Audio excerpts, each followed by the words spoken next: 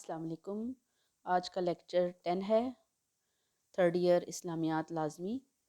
ہم احادیث مبارکہ ترجمہ اور تشریح دیکھ رہے تھے۔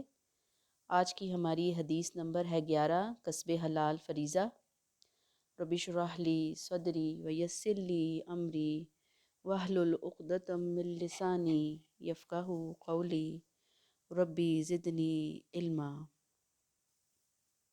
عن عبد اللہ رضی اللہ عنہ قال قال رسول اللہ صلی اللہ علیہ وسلم، حضرت عبداللہ رضی اللہ تعالیٰ عنہ سے روایت ہے کہ نبی کریم صلی اللہ علیہ وسلم نے فرمایا، طلبوا کسب الحلالی، رزق حلال کمانا، فریضۃ بعد الفریضہ، فرائض شرعی فرض کے بعد فرض ہے، یعنی جو فرائض ہیں ان کے بعد اہم ترین فریضہ کسب حلال کمانا ہے۔ یعنی نماز، آپ کو پتہ ہے حقوق اللہ میں سب سے بڑا فرض ہے انسان کے اوپر۔ پھر سیکنڈ حقوق العباد کی کیٹیگری آتی ہے، اس میں بہت سی چیزیں فرائض کے زمرے میں آتی ہیں، لیکن اگر آپ حقوق اللہ کے ساتھ ریلیٹ کر کے کسب حلال کو دیکھیں اس کے حلال کو دیکھیں تو اس حدیث میں نبی کریم صلی اللہ علیہ وسلم نے نماز کے بعد حلال روزی کمانے کو سب سے بڑا فرض قرار دیا ہے۔ حضور اکرم صلی اللہ علیہ وسلم نے ایک صحابی کو دیکھا جو بہت خستہ حالت تھی۔ آپ نے ان سے پوچھا کہ تمہارے پاس کچھ ہے؟ تو انہوں نے کہا 2 درہم ہے۔ آپ نے ان میں سے 1 درہم کی کلاڑی خرید دی اور لکڑیاں کاٹنے پر لگا دیا۔ ایسے ہی آپ نے محنت سے روزی کمانے کی بھی ترغیب دی۔ نبی کریم صلی اللہ علیہ وسلم نے فرمایا کہ صنعت و حرفت کے ذریعے سے روزی کی تکمیل انسان پر فرض ہے۔ فرض فرض کفایہ۔ صنعت و حرفت مطلب یہ کارخانے وغیرہ جو لگتے ہیں اور لوگ مختلف قسم کے بزنس اختیار کرتے ہیں، ان کے ذریعے روزی کمانا، یہ انسان پر فرض ہے۔ فرض کفایہ وہ ہوتا ہے کہ اگر کچھ لوگ بھی وہ کام کریں تو باقیوں سے ذمہ داری ادا ہو جاتی ہے۔ پھر آپ سے فرمایا کہ بعض گناہوں کا کفارہ روزی کمانے پر مغموم اور متفکر رہنا ہے۔ یعنی جب انسان پریشان ہوتا ہے، روزی کمانے کے لیے ایفرٹ کرتا ہے، دوڑ دھوپ کرتا ہے، نقصان برداشت کرتا ہے، تو پریشانیاں آتی ہیں نا، تو یہ گناہوں کا کفارہ بن جاتی ہے۔ پھر آپ نے فرمایا کہ جو شخص دنیا کو جائز طریقے سے حاصل کرتا ہے تاکہ سوال سے بچے، یعنی ایک وہ لوگ ہوتے ہیں، آپ نے دیکھا ہوگا، مانگ تانگ کے گزارا کرتے ہیں۔ بعض دفعہ فقیر جو ہوتے ہیں انہوں نے گینگز وغیرہ بنائے ہوتے ہیں، پورا دن میں وہ ٹھیک ٹھاک بڑی بڑی سڑکوں، بڑی بڑی جگہوں سے ٹھیک ٹھاک کما لیتے ہیں، آرام سے بیٹھ کے کھاتے ہیں، ہر ڈرامی پڑی ہوتی ہے۔ حالانکہ دیکھا جائے تو وہ جو مانگنے کی مشقت ہے، دھوپ میں، سردی میں، گرمی میں، سارا دن گھر سے بے گھر ہو کے، کوئی آفس نہیں، کوئی جگہ نہیں، بس ادھر ادھر مارے مارے ایک گاڑی کے پیچھے دوسرے بندے کے پیچھے پھر رہے ہوتے ہیں، وہ ایک اپنی طور پہ ایک بہت اذیت ناک صورتحال ہے، لیکن ان بیچاروں کو شاید احساس ہی نہیں ہوتا اس چیز کا۔ ایک شخص جو ہے وہ کہتا ہے کہ مجھے کسی سے مانگنا نہیں ہے اور مجھے رزق حلال اچھے طریقے سے حاصل کرنا ہے، جائز ذرائع سے حاصل کرنا ہے۔ وہ حاصل کرتا ہے، اپنے گھر والوں کو لک آفٹر کرتا ہے، ان کو ان کی فائنینشیل پرابلمز جو ہے وہ دور کرتا ہے، ہمسائے کی مدد کرتا ہے۔ تو اللہ تعالیٰ نے فرمایا قیامت کے دن آپ صلی اللہ علیہ وسلم کے ذریعے، قیامت کے دن جب وہ اٹھے گا تو اس کا چہرہ 14ویں رات کے چاند کی طرح روشن ہوگا، یعنی اتنا روشن ہوگا اس کا چہرہ۔ تو یہ ساری چیزیں جو ہے نا ہمیں بتاتی ہیں کہ کسب حلال، رزق حلال کا حصول بہت زیادہ ضروری ہے۔ یہ اب آگے ہم دیکھتے ہیں معاشی جدوجہد کی اہمیت، کہ اسلامی فقہ یعنی جو اسلامی شریعت اور جو اسلامی لاء ہے نا، لاء میں فقہ لاء کہیں گے، ٹھیک ہے، معاشی جدوجہد کو فرض عین اور پیداوار کو فروغ دینے کی کوشش کرنا، اس کو فرض کفایہ قرار دیا۔ یعنی ہر مرد جو بالغ ہوگا اور وہ صحت مند ہوگا، اس پر روزی روٹی کمانے کی فکر کرنا، کام کاج کرنا، کاروبار یا کوئی نوکری کرنا، یہ فرض عین ہے، اس پر لازم ہے۔ پھر پیداوار مختلف بنانا، مطلب کوئی دیکھیں کہیں سیمنٹ کی فیکٹری لگی ہوتی ہے، کہیں چینی بنانے کی فیکٹری لگی ہوئی ہے، کہیں پتی بن رہی ہے، کہیں کوئی اور چیز کی فیکٹری لگی ہوئی ہے، تو یہ کیا بنتی ہے؟ پیداوار، اس سے فروغ ملتی ہیں، یہ فرض کفایہ ہے۔ فرض کفایہ اگر کچھ لوگوں نے یہ کام کر لیا اپنی انویسٹمنٹ اس سائڈ پہ لگا دی، اپنی صلاحیتیں اس کا سائڈ پہ لگا دی، تو باقیوں سے ذمہ داری ساقط ہو جائے گی۔ لیکن اگر کچھ لوگ بھی یہ کام نہیں کریں گے تو پھر سوسائٹی کے ہر فرد سے اس کا مواخذہ ہوگا۔ یہ اسلامی فقہ یعنی اسلامی لاء جنہوں نے بنایا ہے ان لوگوں کی یہ رائے ہے۔ امام ابن تیمیہ اور بہت سے فقہا کہتے ہیں، ان کا خلاصہ، بہت سے فقہا جن کا تعلق شافعی حنبلی مکتبہ فکر سے ہے، نیز دوسرے فقہا جیسے امام غزالی، امام جوزی وغیرہ نے، یہ جو شافعی حنبلی ہے نا، اصل میں ہمارے جو اسے کہتے ہیں اسلامک ٹرمینالوجی میں اسکول آف تھاٹ۔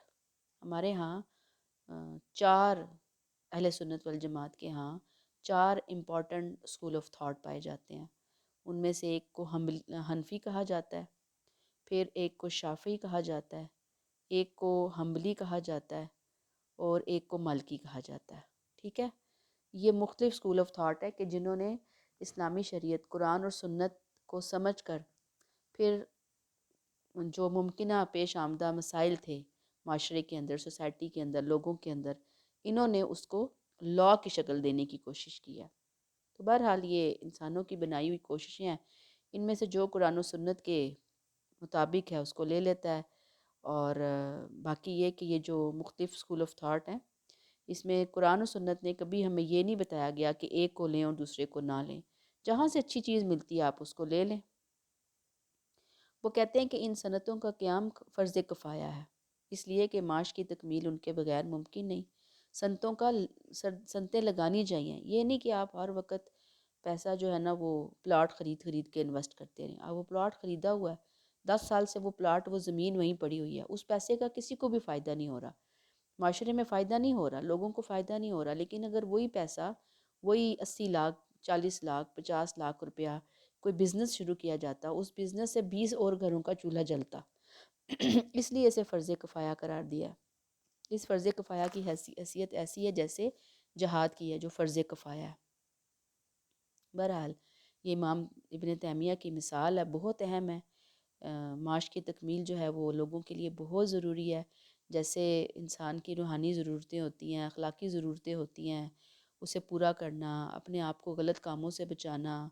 طاغوت کہتے ہیں نا، سرکش قوتیں، اگر وہ کوئی انسان کے اوپر ملک پہ حکمرانی کرنا شروع کر دی ہیں، ایسے لوگوں سے بچنا، پھر حقیقی رہنمائی سے فائدہ اٹھانے کے لیے، یہ ساری چیزیں جب بھی ہوتی ہیں کہ جب انسان کے پاس ان ضروریات کو پورا کرنے کے لیے پیسے ہوں گے۔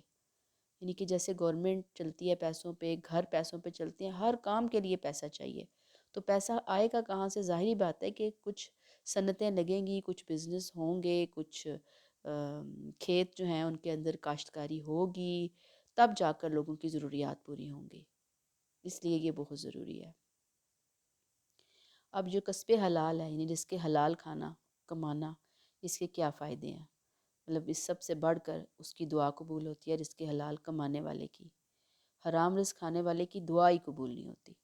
اللہ تعالیٰ نے بتا دیا ہے کہ وہ ایک بندہ جو ہے وہ آتا ہے دور دراز سے سفر کر کے، خانہ کعبہ کا دروازہ پکڑ کے کہتا ہے یا ربی یا ربی، اس کا کھانا پینا ہر چیز حرام، اس کا لباس حرام، حرام سے پرورش ہوئی ہے، تو اس کی دعا کیسے قبول ہو سکتی ہے؟ تو رزق حرام قبولیت دعا میں بہت بڑی، سب سے بڑی رکاوٹ ہے۔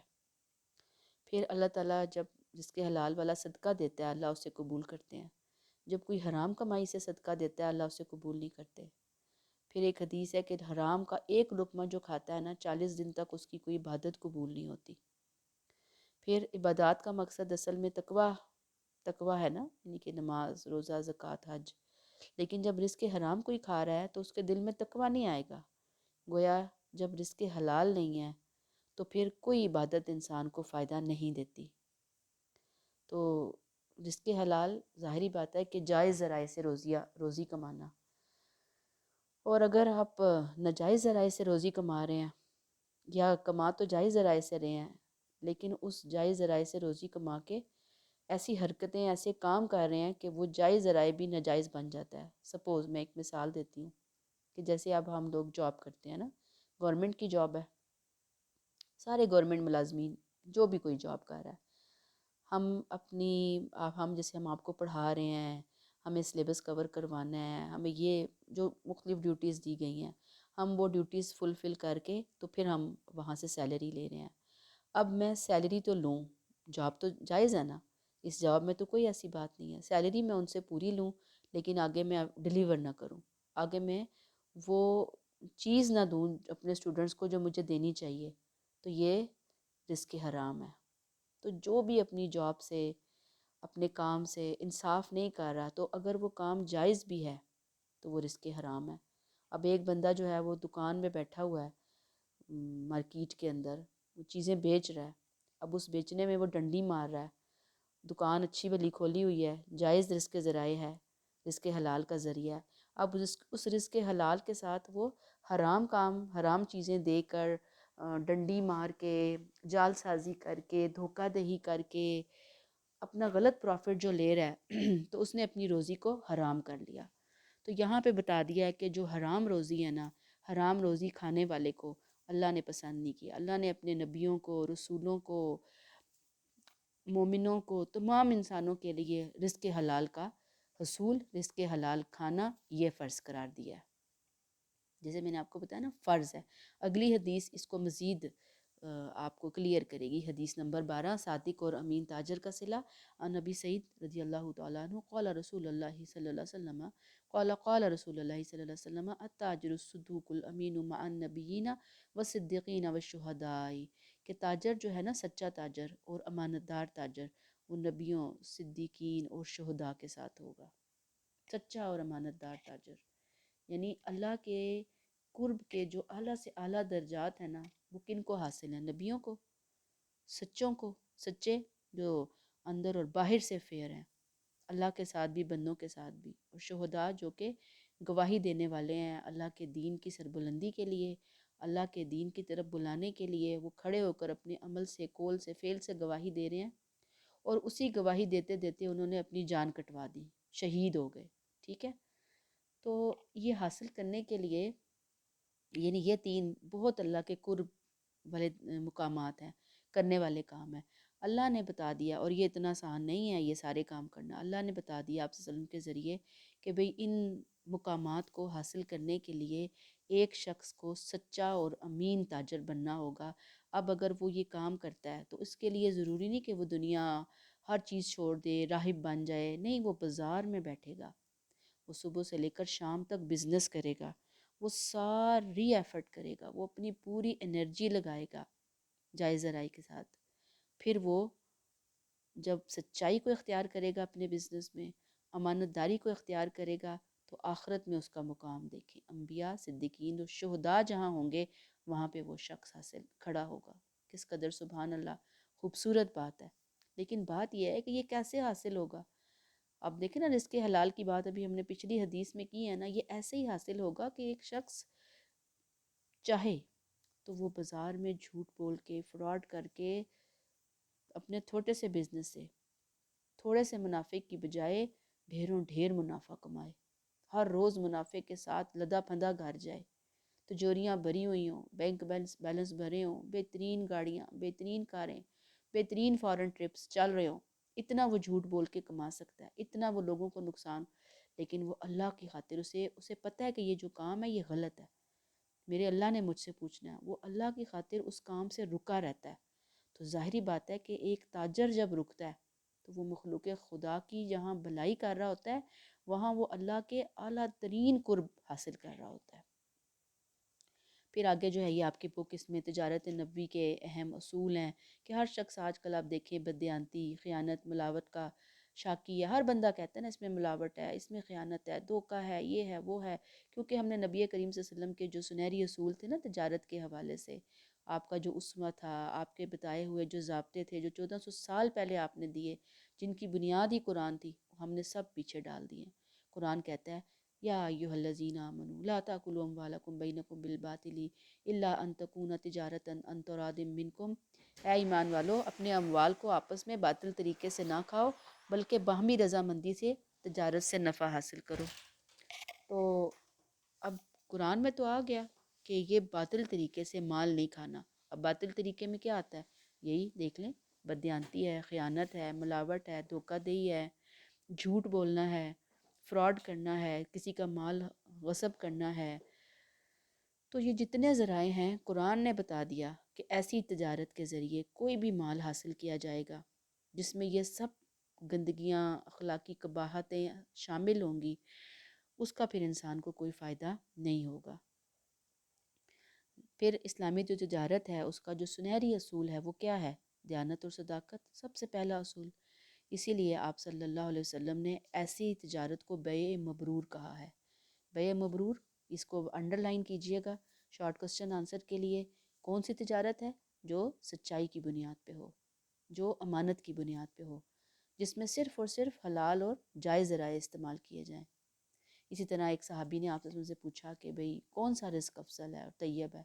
آپ نے فرمایا کسب ید، یعنی ہاتھ سے کمانا، محنت مزدوری کر کے کمانا، اور بیع مبرور۔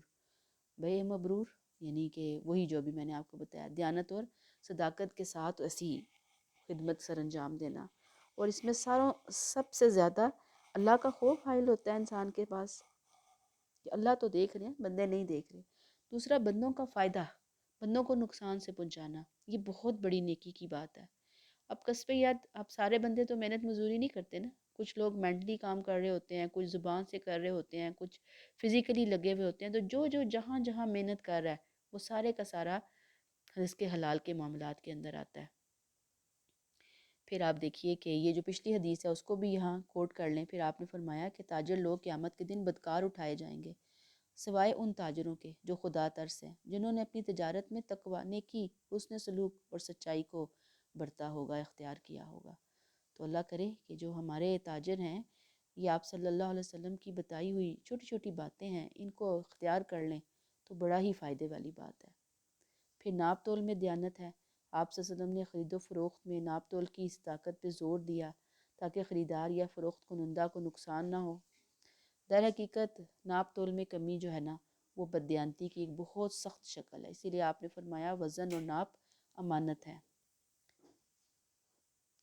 جی، ناپ تول میں ظاہری بات ہے کسی کو کوئی چیز ناپ کے دینی ہے، جیسے کپڑا ماپا جاتا ہے نا۔ اب ایک کپڑا بیچنے والا ہے، ہر کپڑے میں تھوڑا تھوڑا کپڑا جو ہے نا پیس، اس کو ناپنے میں کم کر دے، رکھنے میں کم کر دے۔ 5 میٹر کی جگہ وہ 4.25 میٹر یا اس سے تھوڑا سا زیادہ رکھ کے ہر کپڑے میں اگر وہ اس طرح کرے، سوچے وہ کتنا دوسرے کو نقصان پہنچا رہا ہے اور اپنا فائدہ کر رہا ہے۔ پیسے لے رہا ہے 3,000 روپے کے سوٹ وہ 1,500 کا بھی نہیں ہے، دھوکہ دے کے بیچ رہا ہے۔ تول ہے، کوئی جیسے کوئی چیز کسی کو تول کے دی جاتی ہے، جیسے دودھ دیتے ہیں، جیسے کوئی چیز دی جا رہی ہے، پیمانے ایسے رکھے ہوئے ہیں ان کو خراب کیا ہوا تھوڑا سا، لوگوں سے پیسے پورے کلو کے لیے جا رہے ہیں، لیٹر کے لیے جا رہے ہیں، اور چیز ان کو تھوڑی دی جا رہی ہے، یا چیز جو ہے وہ جعلی دی جا رہی ہے۔ تو آپ نے فرمایا کہ وزن اور ناپ بھی امانت ہے۔ آپ نے اس میں احسان کی تعلیم دی۔ احسان ہوتا ہے کسی کے حق سے زیادہ دینا، جب تولو تو جھکا کر تولو۔ پھر آپ نے فرمایا کہ جس قوم میں، یہ تو اب ہمارے ہاں اس طرح کے ترازو ہی نہیں ہے نا، تو اس کا طریقہ کیا ہے کہ آپ کوئی چیز دے رہے ہیں تو تھوڑی سی اور چیز اس میں ڈال دیں۔ 1 لیٹر دے رہے ہیں تو 1 لیٹر سے تھوڑا سا زیادہ کچھ دے دیں۔ یہ آپ صلی اللہ علیہ وسلم کی حدیث ہے، یہ تعلیم ہے۔ آپ نے فرمایا کہ جس قوم میں ناپ تول میں کمی رواج پا جائے تو اللہ تعالیٰ اس سے رزق روک دیتا ہے۔ ایک بار ناپ تول کرنے والوں سے آپ نے فرمایا تمہارے سپرد وہ کام کیا گیا ہے جس میں بے احتیاطی کی وجہ سے گزشتہ اقوام ہلاک ہوئیں۔ پس ناپ تول میں کمی بھی خیانت ہے، اور یہ اسلامی حکومت میں قابل تعزیر جرم ہے۔ اسلامی حکومت جہاں کہیں بھی ہوگی، اللہ معاف کرے، ہمارے ہاں کچھ نہیں دیکھا جاتا۔ پوری اسلامک ورلڈ میں چلے جائیں آپ کو، شاید ہی کہیں کچھ اس طرح کی کوئی آپ کو صحیح چیز نظر آئے گی۔ جہاں جس کو موقع ملتا ہے نا، وہ دھوکہ دینے سے باز نہیں آتا، وہ 2 نمبری کرنے سے باز نہیں آتا، وہ چیز ہوتی ہے نمبر 2 اور وہ اس کو نمبر 1 کر کے بیچنے سے باز نہیں آتا۔ بہرحال مسلمان تاجر کے لیے خیانت جو ہے وہ بالکل بھی مناسب نہیں ہے۔ رازق اللہ تعالیٰ ہے، اللہ کی رزاقیت پہ بھروسہ ہو کہ بھئی جو مجھے اس نے دینا ہے میرے نصیب میں ہے، وہ میرے نصیب میں ہے۔ اور جو انسان کماتا ہے رزق حرام سے، وہ اصل میں اس کا نصیب نہیں ہوتا، وہ زبردستی حاصل کرتا ہے، اور وہ پھر اللہ تعالیٰ لیتے بھی ہیں، نکالتے بھی ہیں اس سے۔ اور وہ کیسے نکلتا ہے؟ ظاہری بات ہے کہ پھر وہ بیماریاں، مشکلات، وہ اولاد کی نافرمانیاں اور حادثات اور نقصانات ہوتے ضرور ہیں، چاہے اسے سمجھ نہ آ رہی ہو بات کی۔ اللہ تعالیٰ نے کہا وَيْلٌ لِّلْمُطَفِّفِينَ الَّذِينَ إِذَا اكْتَالُوا عَلَى النَّاسِ يَسْتَوْفُونَ وَإِذَا كَالُوهُمْ أَوْ وَزَنُوهُمْ يُخْسِرُونَ۔ ہلاکت ہے ناپ تول میں کمی کرنے والوں کے لیے جو لیتے وقت پورا لیتے ہیں لیکن دیتے وقت کمی کر دیتے ہیں۔ اور آپ صلی اللہ علیہ وسلم بطور تاجر اس انتہا درجے کے دیانتدار تھے، اور جن لوگوں نے آپ سے اسلام سے پہلے آپ سے کے ساتھ تجارت کی، جب اسلام لائے وہ لوگ تو انہوں نے گواہی دی۔ مثلا صائب نامی ایک صحابی ہیں، مسلمان ہوئے، آپ صلی اللہ علیہ وسلم کی خدمت میں آئے، لوگوں نے ان کی تعریف کی تو آپ نے فرمایا صلی اللہ علیہ وسلم نے کہ میں ان کو تم سے زیادہ جانتا ہوں۔ صاحب نے کہا آپ پر میرے ماں باپ قربان، آپ میرے شریک تجارت رہے، لیکن آپ نے ہمیشہ معاملہ صاف، دیانتدارانہ اور سچا رکھا۔ معاملے کی یہ صفائی تھی کہ جس نے آپ صلی اللہ علیہ وسلم کو صادق اور امین کے خطبات سے نوازا اور آپ کی شہرت کو چار چاند لگا دیے۔ پھر ام المومنین حضرت عائشہ رضی اللہ تعالیٰ عنہا فرماتی ہیں کہ آپ بازار میں شور و غل نہیں کرتے تھے، یعنی کاروبار میں نرم خوئی اور شستہ اخلاق کے مالک تھے۔ ایک بار ایک شخص آپ کے پاس لین دین کے سلسلے میں آیا اور تقاضے میں سختی کی، حتیٰ کہ سخت کلامی کی۔ صحابہ نے اسے سختی سے سزا دینا چاہیے لیکن آپ نے منع کیا اور فرمایا کہ حقدار کو بولنے کا حق ہے۔ پھر وہ جیسے اونٹ کا تقاضا کر رہا تھا اس سے بہتر اونٹ دلوایا۔ ایسے ہی ایک موقع پر عمر سے کہا تمہیں چاہیے کہ مجھے اچھی طرح سے ادائیگی اور مخالف فریق کو حسن طلب کا کہتے۔ تو یہ ہیں امور جو آپ صلی اللہ علیہ وسلم نے بتائے۔ آگے دیکھتے ہیں حدیث 13 ظلم کا انجام۔ ان ابی ہریرہ رضی اللہ تعالیٰ عنہ ان رسول اللہ صلی اللہ علیہ وسلم، ابو ہریرہ سے روایت ہے آپ سے فرمایا کہ قال اتدرون ما المفلس، آپ نے ان سے پوچھا کیا تمہیں معلوم ہے کہ مفلس کون ہے؟ قالوا المفلس فینا، آپ نے فرمایا لوگوں نے کہا کہ مفلس فینا ہم میں وہ ہے۔ ظاہری بات ہے مفلس کون ہوتا ہے، ہم سے بھی کوئی پوچھے تو ہم کہیں گے جس کے پاس پیسہ نہیں ہے، مال و دولت نہیں ہے، گھر گاڑی بنگلہ نہیں ہے۔ انہوں نے کہا صحابہ کرام نے من لا درہم لہ ولا متاع، جس کے پاس درہم نہیں ہے، جس کے پاس مال و دولت نہیں ہے۔ فقال، آپ نے فرمایا نہیں بلکہ مفلس کون ہے، مفلس تو وہ ہے ان المفلس من امتی، میری امت کا مفلس۔ اب اس کو اچھی طرح رٹا لگا لیں، ذہن نشین کر لیں۔ آپ صلی اللہ علیہ وسلم کا فرمان ہے، کسی عام ہستی کی بات نہیں ہے۔ میں آتی یوم القیامت بصلاتی وصیام وزکات، جو آئے گا قیامت کے دن بڑی نمازیں، بڑے روزے، بڑی زکاتیں لے کر، ڈھیر ہوں گے، پہاڑ ہوں گے ان چیزوں کے، لیکن اس کے ساتھ ساتھ حقوق اللہ کے بڑے بڑے پہاڑ بنائے ہوئے ہوں گے، ہمالیہ سے بھی بڑے شاید۔ وَيَأْتِي قَدْ شَتَمَ هَٰذَا وَقَذَفَ هَٰذَا وَأَكَلَ مَالَ هَٰذَا وَسَفَكَ دَمَ هَٰذَا وَضَرَبَ هَٰذَا، حالت یہ ہوگی کہ اس نے کسی کو گالی دی ہوگی، کسی پر تہمت جڑی ہوگی، کسی کا مال کھایا ہوگا، کسی کا خون بہایا ہوگا، کسی کو مارا ہوگا۔ یہ آپ نے ایک چھوٹی سی لسٹ بتا دی، جو لسٹ ہمیں متوجہ کر رہی ہے حقوق العباد کے معاملات میں انسان کی زیادتیوں کو، کمی پیشیوں کو۔ حقوق العباد میں والدین، بہن بھائی، دوست احباب، بیوی، بچے، شوہر، رشتہ دار، ملنے جلنے والے، باقی عام مخلوق، پھر جانور، ہر چیز اس حقوق العباد کے اندر آ جاتی ہے۔ یہ تو آپ صلی اللہ علیہ وسلم نے ایک چھوٹی سی لسٹ بتائی نا، گالی دی، تہمت لگائی، خون بہایا، مارا، مال کھا لیا کسی کا، تھوڑا کھایا زیادہ کھا لیا، پینسل چرا لی، بک اٹھا لی، رجسٹر چرا لیا۔ کالج میں تو یہی کہانیاں چل رہی ہوتی ہیں نا، کسی کے پیسے چرا لیے، کسی کا گاؤن اٹھا لیا، کسی کی کوئی اور چیز آنکھیں سے ایسے کر کے اٹھا لی۔ پھر تہمتیں، غیبتیں تو عام چل رہی ہوتی ہیں ہمارے ہاں۔ پھر جب حد سے زیادہ بدتمیزی، بد اخلاقی انتہا پہ پڑتی ہے، چلتی ہے، تو ایک دوسرے سے گالم گلوچ، ہاتھا پائی بھی ہو جاتی ہے، مار پیٹ بھی پھر آ جاتی ہے، پھر لوگ اس سے بھی آگے بڑھتے ہیں، قتل و غارت تک چلی جاتی ہے بات۔ تو اس ٹائپ کے، اس قبیل کے جتنے گناہ ہیں، دیکھیں آپ صلی اللہ علیہ وسلم نے کیا فرمایا۔ مفلس کون ہے، مفلس کی ڈیفینیشن بیان ہو رہی ہے۔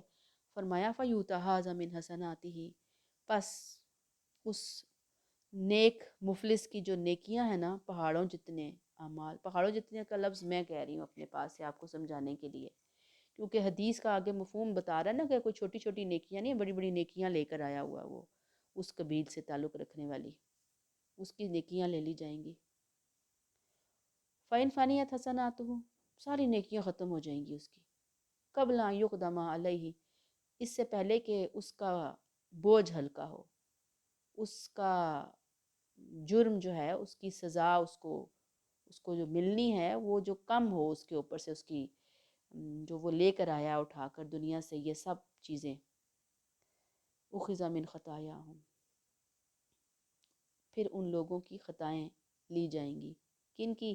جن کے بارے میں پتہ کچھتم ھذا وقذف ھذا واکل مال ھذا وسفک وضرب، یہ جن جن کے ساتھ زیادتیاں کی ہوں گی نا، ان کی خطائیں لے لی جائیں گی. فطرحت علیہ، پھر اس کے اوپر وہ ڈال دی جائیں گی اس کے کھاتے میں. ثم طرح فی النار، پھر سے آگ میں اٹھا کر دھکا دیا جائے گا. ہوگا کیا؟ جب ایک شخص نامہ اعمال میں اتنی غلاظتیں گندگیاں لے کر آئے گا، حقوق العباد کے معاملے میں حقوق اللہ کا ڈھیر ہوگا.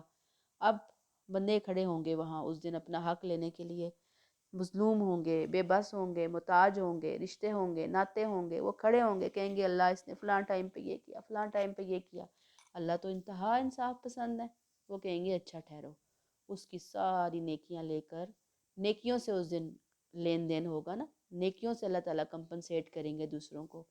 اس کے نامہ اعمال سے وہ ساری نیکیاں اٹھا کر، جو غیبتیں بھی ہم کرتے ہیں نا دوسروں کی، جو ہمیں سخت ناپسند ہوتے ہیں انہی کی غیبتیں ہو رہی ہوتی ہیں، وہ نیکیاں اٹھائی جائیں گی اور وہ ساری کی ساری ان مظلومین محرومین کے اندر تقسیم کر دی جائیں گی. ابھی بھی لوگ کھڑے ہوں گے لینے والے، کہیں گے نہیں اللہ تعالیٰ ابھی ہم بھی رہتے ہیں، ہم بھی رہتے ہیں. اب کیا ہوگا؟ نیکیاں تو مک گئی اس کے پاس. اللہ پھر ان جو مانگنے والے ہیں، حقدار ہیں، ان کے گناہ اٹھائیں گے، ان کو گناہوں سے نکال کے ان کے درجات بلند ہو جائیں گے. وہ گناہ اٹھا کر اس کے نامہ اعمال میں ڈال دیے جائیں گے، اور یہ جو اتنا نیک پرہیزگار بنا ہوا تھا نا، اس کو اٹھا کر جہنم میں ڈال دیا جائے گا.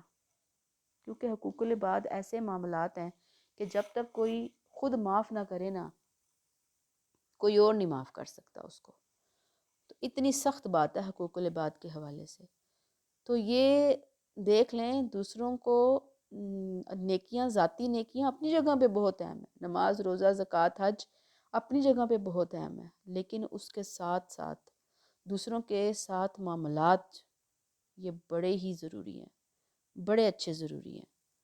اور اللہ تعالیٰ جو ہیں وہ اللہ تعالیٰ معاف فرمائے کہ اگر ہم اللہ نہ کرے کوئی ہم میں سے ایسی کوئی بھی بات کرتا ہے تو کوشش کریں دنیا میں اگر ہوئی ہے فوراً معافی مانگ لیں، فوراً کمپنسیٹ کر دیں، فوراً سوری کر لیں. کوئی دیا لیا ہے پیسہ، کوئی چیز، فوراً اس سے بڑھ کر اس کو دے دیں، جان چھڑائیں. دنیا میں جان چھڑانا آسان، آخرت میں انتہا درجے کا مشکل ہے یہ معاملہ. تو اللہ تعالیٰ ہماری اصلاح فرمائے اور معاملات کو بہتر رکھنے کی توفیق عطا فرمائے. اگلی جو حدیث ہے اخلاق حسنہ، یہ کافی لمبی ہے، کافی لمبی مین اس کو تھوڑا سا سمجھانا ہے مجھے، تو لہٰذا میں اب اس کو یہیں پہ ہی روک رہی ہوں، اور پھر اس کو ہم انشاءاللہ تعالیٰ دیکھیں گے. اصل میں تو آپ کا ایک دن آلٹرنیٹ چل رہا ہے نا یہ سارا سلسلہ، تو میں دیکھوں گی ابھی میرے سے ٹائم مینیج نہیں ہو رہا ریکارڈنگ کے حوالے سے. تو جیسے ہی میرے سے مینیج ہوتا ہے نا چھٹیوں سے پہلے، میں کوشش کر رہی ہوں تو شاید میں 2-3 ایکسٹرا ریکارڈنگز کر کے آپ سے شیئر کر لوں، بتا دوں گی وہ میں جب مجھے کرنی ہوں گی. کیونکہ ابھی تو فی الحال اس ویک تو ٹائم نہیں ہے، نیکسٹ ویک دیکھوں گی اگر وقت ہوا. نہیں ہوا تو پھر چھٹیوں کے بعد جب کالج کھل گیا اللہ خیر کرے وہاں پہ باقی چیزیں کمپلیٹ ہوں گی، نہ ہوئیں چھٹیاں ایکسٹینڈ ہوگی تو یہیں پہ کر لیں گے انشاءاللہ تعالیٰ. ٹھیک ہے جی، یہاں روک لیتے ہیں. السلام علیکم ورحمۃ اللہ وبرکاتہ.